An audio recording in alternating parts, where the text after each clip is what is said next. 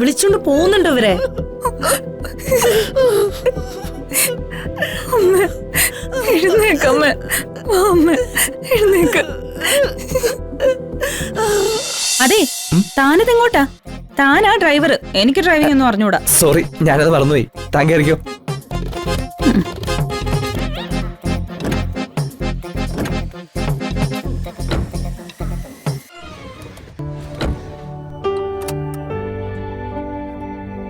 എന്താടോ, തനിക്കെന്താ പറ്റിയേ?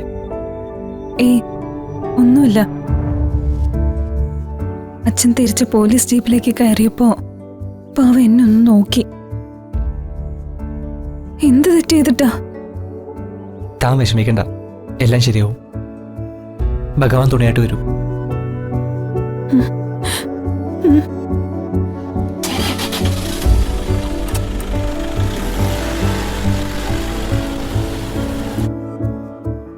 ഇല്ല, ആയിട്ടില്ല. ലക്ഷ്യത്തിലേക്ക് നടന്നടുക്കുന്നേ ഉള്ളൂ. ചുറ്റും നോക്കിയാൽ നമുക്ക് മുന്നോട്ട് പോവാനാവില്ല.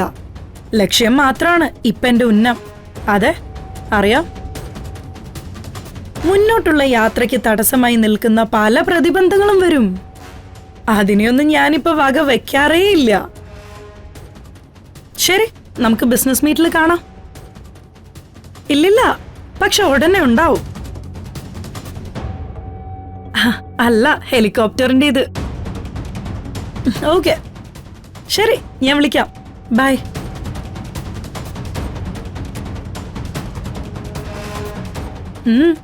എന്ത് വേണം? ഒരു സഹായം ചോദിച്ചു വന്നതാ. 1000-2000 ആണെങ്കിൽ ഞാൻ അക്കൗണ്ടിലേക്ക് അയച്ചേക്കാം. ചേച്ചി, ഞാനിപ്പോ വന്നത് പണം ചോദിക്കാനല്ല. പിന്നെ ഒരു സഹായം ചോദിച്ചു വന്നതാ. സഹായം എന്നത് സമ്പത്തുകൊണ്ട് മാത്രമുള്ളതല്ല. ചേച്ചിയെ കൊണ്ട് മാത്രം ചെയ്യാൻ കഴിയുന്ന ഒരു സഹായം തേടി വന്നതാ. ചേച്ചിയല്ല, മാഡം. ആ വിളി മതിയെന്ന് നിന്നോട് പലതവണ ഞാൻ പറഞ്ഞതാ. Sorry madam. ഇന്ന് കോടതിയിൽ അച്ഛന്റെ കേസിന്റെ വാദമായിരുന്നു. എന്നിട്ട് എന്തായി? ജാമ്യം കിട്ടിയോ? ഇല്ല. ആ, ജാമ്യം കിട്ടണമെങ്കിൽ ആ കൊട്ടാരവുമായി ബന്ധമുള്ള ആരെങ്കിലും അച്ഛൻ വിശ്വസ്തനായിരുന്നു എന്ന് കോടതിയിൽ മൊഴി കൊടുക്കണം. അതാരാ? ഇപ്പൊ എല്ലാരും വിശ്വസിച്ചിരിക്കുന്നത് ഐശ്വര്യലക്ഷ്മി മാഡത്തിന്റെ ഞരമ്പിലോടുന്നത് രാജരക്തമാണെന്നല്ലേ. അതുകൊണ്ട് മാഡം വന്ന് കോടതിയില് ശിവദാസൻ കൊട്ടാരത്തിലെ വിശ്വസ്തനായ ജോലിക്കാരനായിരുന്നു എന്ന് മജിസ്ട്രേറ്റിന് മുമ്പാകെ മൊഴി നൽകണം. അതുകൊണ്ട് മാത്രം ചിലപ്പോ നമ്മുടെ അച്ഛന് ജാമ്യം കിട്ടിയെന്ന് വരും. ഞാൻ കാല് പിടിക്കാം. തമ്പുരാനെയും തമ്പുരാട്ടിയും ചുട്ടുകൊന്ന പ്രതിക്ക് ഈ ഐശ്വര്യലക്ഷ്മി കോടതിയിൽ ചെന്ന് മൊഴി നൽകാനോ? സോഷ്യൽ മീഡിയാസ് ആഘോഷിക്കുന്ന ഒരു കേസിൽ ഈ ഐശ്വര്യലക്ഷ്മി പ്രതിക്ക് വേണ്ടി മൊഴി നൽകാൻ നിന്നാൽ എന്റെ സ്റ്റാറ്റസ് എന്താവും? മാത്രമല്ല, ഇപ്പൊ തന്നെ അമ്മയും സഹോദരിയും എന്ന പേരിൽ എനിക്ക് കാണുന്നതേ ഇപ്പോ ഉള്ളിലൊരു ആദിയാ. ഈ അച്ഛനെന്ന് പറയുന്ന ക്രിമിനലും കൂടെ പുറത്തിറങ്ങിയാൽ അതിന്റെ ടെൻഷനും കൂടെ കൂടും. അതുകൊണ്ട് ഞാൻ ഒരിടത്തേക്കും ഇല്ല. കൊലയാളികൾ കിടക്കേണ്ടത് അങ്ങ് ജയിലിൽ തന്നെയാ. എന്റെ സമയം മെനക്കെടുത്താതെ നീ ഒന്ന് പോവാൻ നോക്കിയാ. ഐശ്വര്യലക്ഷ്മി കോടതിയിൽ വന്നില്ലെങ്കിൽ ഇപ്പൊ ഇവിടെ ഒരു വിധി എഴുത്ത് നടക്കും, ഈ രമാനിലയത്തില്.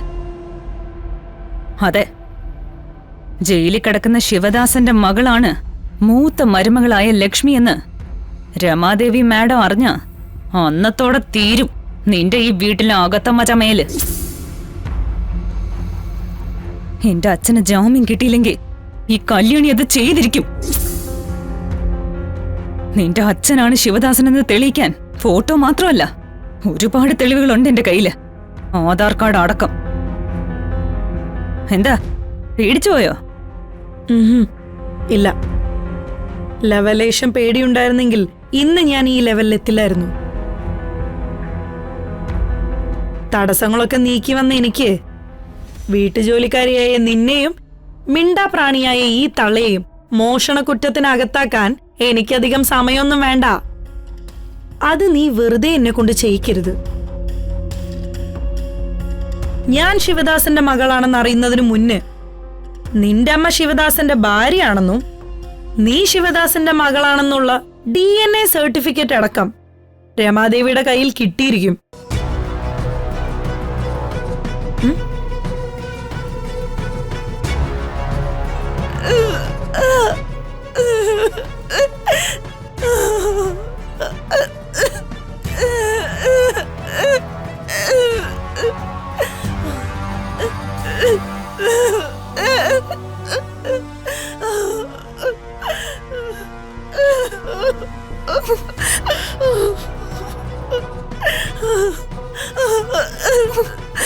അമ്മേ,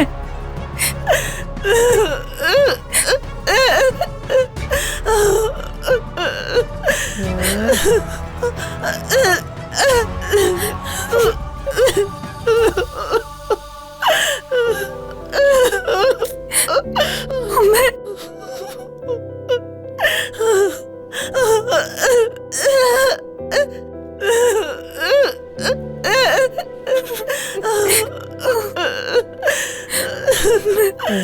വിളിച്ചോണ്ട് പോകുന്നുണ്ടോ ഇവരെ?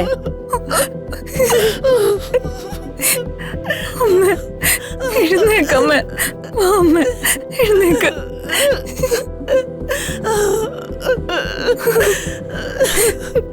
നമ്മുടെ അച്ഛനായിട്ട് കരുതണ്ട, ഒരു സർവന്റ് ആയിട്ട് കരുതിയെങ്കിലും അച്ഛന് വേണ്ടി കോടതിയിൽ മൊഴി കൊടുക്കാൻ വരണം. 10 മാസം ചുമന്ന് പ്രസവിച്ച അമ്മ സ്വന്തം മകളുടെ കാല് പിടിച്ച് അപേക്ഷിച്ചിട്ടും ചേച്ചിക്ക് മനസ്സലിയുന്നില്ലേ? ഒന്ന് സങ്കടം പറഞ്ഞ് കരയാൻ പോലും കഴിയാത്ത അമ്മയ്ക്ക് വേണ്ടി ഞാൻ വേണമെങ്കിൽ കാല് പിടിക്കാം. ഞാനൊന്ന് ആലോചിക്കട്ടെ. വാ അമ്മ.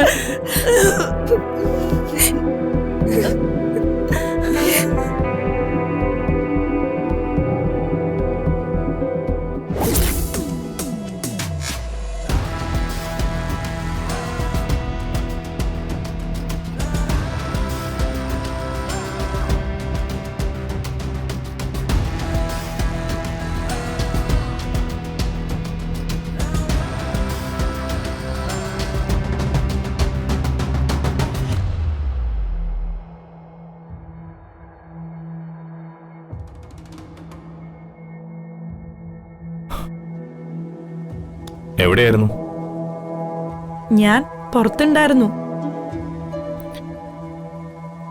ഞാനൊരു കാര്യം ചോദിച്ചാ സത്യം പറയോ? എന്താ സാർ? ആ ചിന്നു അമ്മയും നിന്നോട് എന്താ പറഞ്ഞേ? ഈശ്വര, എല്ലാം കേട്ട് കാണോ? ലക്ഷ്മിക്ക് അവര് നേരത്തെ പരിചയമുണ്ടോ? അത് ഞാൻ ഈ പരിചയമൊന്നുമില്ലാത്ത ജോലിക്കാരോടെ അത്ര അടുപ്പമൊന്നും വെക്കണ്ട.